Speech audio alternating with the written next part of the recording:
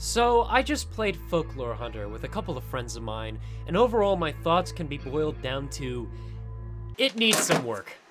A lot more work. Maybe this is because I got spoiled by Phasmophobia, but I feel Folklore Hunter needed a lot more time in development before getting released into the world. The concept is neat. There's some creepy moments, but it feels incomplete. Way too incomplete. But Joseph, it's an early access game, of course it's not complete. Firstly, an early access game implies the game has been made, but is still being worked on, not being barely a game at all. And secondly, that's why I titled this video Folklore Hunter 0.5 Build Review, and not Folklore Hunter Review. Because I understand this game is not yet completed, but I wanted to explain my criticisms of this game as it is, so it can possibly be improved. Or hopefully improved, or something to be done that could take it in a bit of a better direction than what it's at right now. So, what exactly is Folklore Hunter? Well, Folklore Hunter is about hunting a monster in the woods. In this case, or rather the only case that technically works, is the Wendigo. The game has up to 3 levels, but only 2 are available so far. Night in the Wendigo and Bloodfang Forest.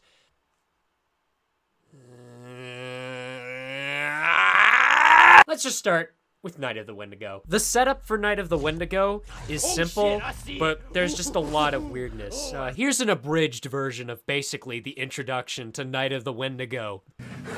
Oh, please, help us. There's a terrible situation. 2 children and their poor father are gone missing out there in the woods. Don't worry, I'm the guy for the job. Wait, why do you have a gun? 'Cause I'm a professional. Professional? What are your credentials? 'Cause I got a gun. Oh, Jesus. Yeah, it's basically that. And okay, it's a bit hyperbolic, but it's hard to be intrigued by a plot about missing people in the woods when you call the level Night of the Wendigo. Huh, I wonder what happened to those missing people. It doesn't help that this plot point literally has no significance to when you're playing the game. Literally the only times these missing kids and their father are ever mentioned is at the beginning credits and end credits of this level. But in the grand scheme of things, it's a nitpick. We know the real goal here. But I gotta say, for a game about hunting the Wendigo, it's pathetic. The Wendigo is the ultimate byproduct of what you get when you have a really good concept for a spooky monster in the woods, and you boil it down to it's loud and it runs at you in a straight line. I'm disappointed by the Wendigo in this game, not because it's just as simple as it was executed badly. It's disappointing because it had so much potential to be creepy. I'm not seeing anything. Camera 1, that's in the wilderness. I heard whispering. The problem is, though, that for every subtle thing the game does well, it gets completely derailed by poor design choices. And while there may be many fingers that could be pointed at the potential problem here, I firmly believe it boils down to mainly 2. First and foremost, the gun. Now, personally, I don't think the issue is the gun itself. Having a means of defense in a horror game is fine. It's a staple, after all. But when it's your ultimate means of defense, and thereby all other options become obsolete, then you're gonna have problems. Here's a hypothetical. You are about to be attacked by a Wendigo in the woods. Do you A, run away, B, place down a bear trap, or C, shoot it with your gun? Look, there are a lot of horror games with weapons, but the reason there are games that make this work is because the weapons can prove to be unreliable or inefficient in some situations. Having a scary monster isn't enough to make a situation intense. It is the uncertainty of how that situation will go that makes it work in the first place. But in Folklore Hunter, the Wendigo takes only a few shots to scare away, and you can find a lot of ammo by just wandering around the map. Which brings me to my second complaint.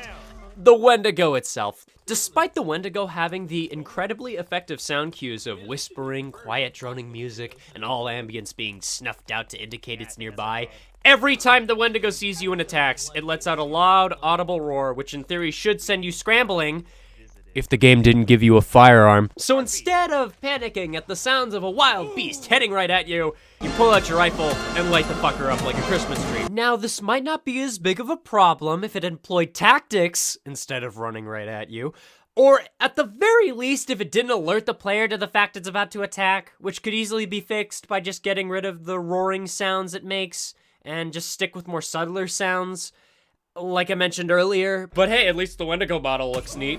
I would know because I got to see it after it got stuck in a wall. But hey, you know, programming is hard, but if they worked out all the kinks in Night of the Wendigo and just refined the experience, they'd have a pretty good map.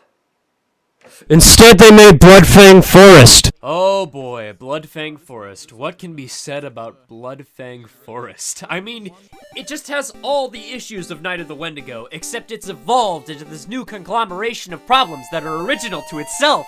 For example, Bloodfang Forest is 4 times bigger in size than the map for Night of the Wendigo, which means You have a way bigger map that has barely anything in it, and it takes forever to get through. So there's no point to literally anything. Why did they do this? The new monster you'll be hunting is a Strigoi, which is basically a buff vampire bat, but since Bloodfang Forest is building on top of ideas that were barely functional to begin with, it has all the same problems the Wendigo had, with none of the interesting features. Instead of creepy ambiance, you get a horror orchestra blasting in your ears. I should mention, because the developers are pieces of crap, the music is fucking loud. Instead of creepy whispering, you get loud screaming, and instead of expanding on any interesting ideas that the first map had, or creating brand new ones, the extent of their re-innovation to the formula was just having you deal with 3 of the exact same monster instead of 1. they spent most of their time for the 0.4 build and technically the 0.5 build of the game on Bloodfang Forest, and they didn't even complete Bloodfang Forest. So you have Night of the Wendigo, which is a bare bones experience of what the game is trying to do, and Bloodfang Forest, which is somehow even less complete than Night of the Wendigo. Look, I'm not a game developer. I don't know what the vision for this game is, but then again, nobody does. It's up to the developers of the game to show us that. So the focus should be more on just refining the experience, giving us a definitive version of what this game is supposed to be, as close as they can get to it at the very least, and then expanding upon it with more maps or more monsters or more things. I don't hate Folklore Hunter. I think it's a neat idea, and I definitely will see how it goes as it updates, but as it stands right now, it's really it. It's just a neat idea. I don't know how to end this video.